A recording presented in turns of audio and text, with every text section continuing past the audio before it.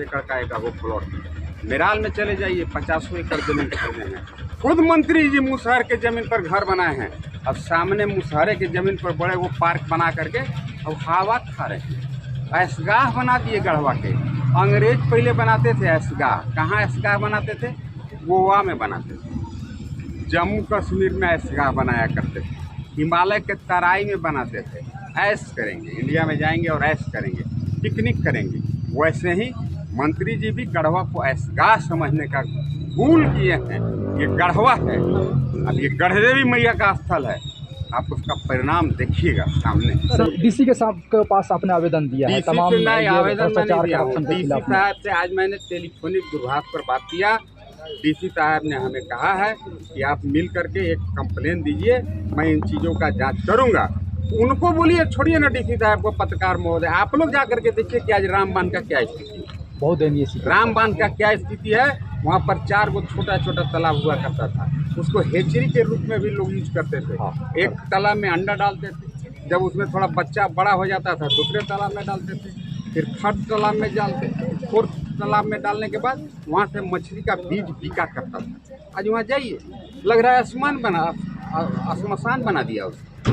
जरूर जा करके देखिए और आप लोग भी इसको ज़रूर हाईलाइट करिए, ताकि यहाँ के लोगों का जो जल समस्या है उससे लोगों को निजात मिले। चलिए, शुक्रिया। कह सकते हैं ऊंचरी का यह लाइफलाइन यह तालाब है।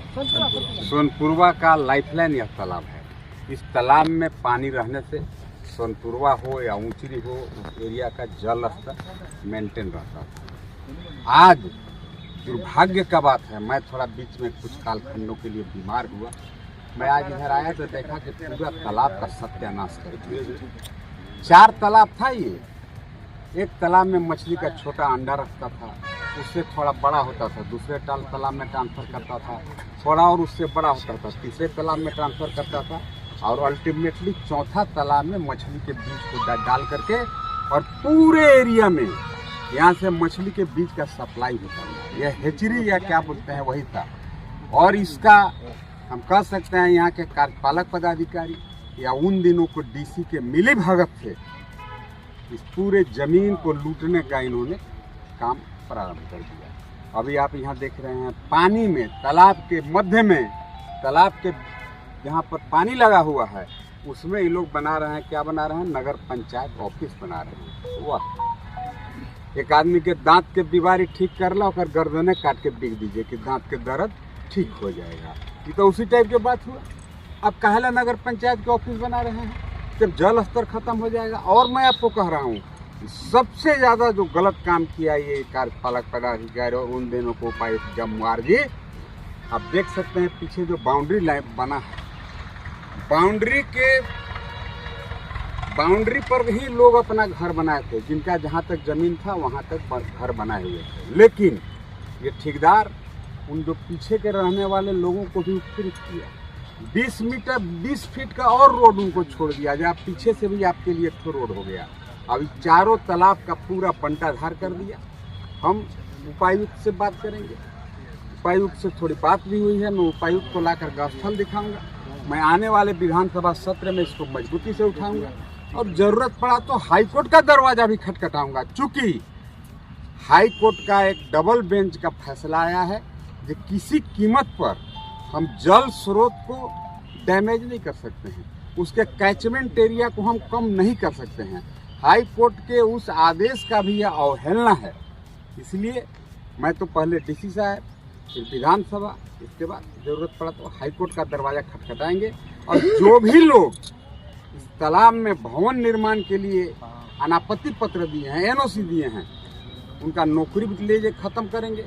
उनको हाथ में हथकड़ी लगा के जेल भेजने का काम करेंगे, क्योंकि यह अपराध नहीं, यह महा अपराध हुआ है। मैं कल डीसी साहब से बात करूंगा, देखता हूं अगर इनके स्तर से बंद हो गया तो अच्छा है, नहीं तो फिर तो विधानसभा से भी अगर अनसुनी हुआ, चूँकि चर्चा है कि यहाँ के जवन पहल का मंत्री थे ओकरे ठेकेदारियों है। वाह! दूध के बिलार, दूध के रखवाला बिलार, खुद ठेकेदारे है मंत्री का भाई इसमें इन्वॉल्व है। दूसरे के नाम पर मुखौटा है अलग, काम खुद कर रहे हैं।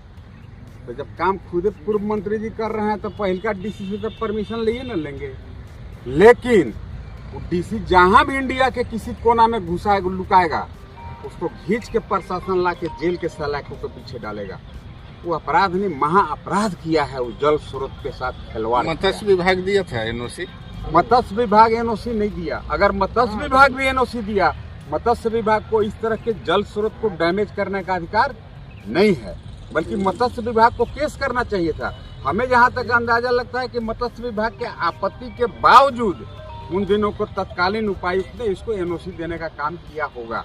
वैसे ही सारे तथ्यों की हम जांच करेंगे कि कहाँ से यह खेला प्रारंभ हुआ, लेकिन हम लोग आज साइड में ला करके हमको लगता है कि हमारे आंख के सामने, हमारे नज़र के सामने यहाँ के जल स्रोत को डैमेज किया जा रहा है। मैंने इस एजेंसी के मुंशी को कहा है फोन पर, ये काम बंद रखो भाई, मत डैमेज करो इसको। अभी कम डैमेज हुआ है, रोड निकाल करके अपना बांध के दूसरा जगह जाओ, खाली जगह कहीं देख के बनाओ, लेकिन यहाँ मत बनाओ। इतना ही कहेंगे। धन्यवाद।